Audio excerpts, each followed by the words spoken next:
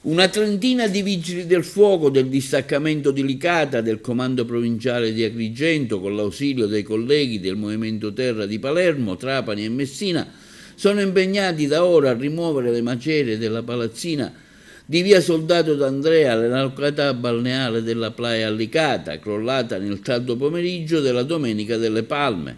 Un cedimento strutturale improvviso, avvenuto per cause ancora in fase di accertamento.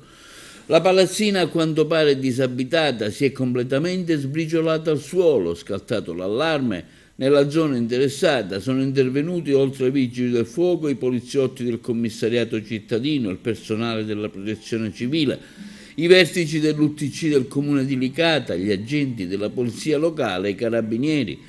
Dai primi controlli emersi nessuna persona sarebbe stata coinvolta nel cedimento. Prosegue così, senza sosta il lavoro dei pompieri. C'è apprensione perché l'immobile sarebbe stato utilizzato come rifugio di fortuna da uno o più immigrati. Le prime ricerche con le unità cinofile dei vigili del fuoco hanno dato esito negativo. Al momento nessuna presenza umana, ma si continua a scavare.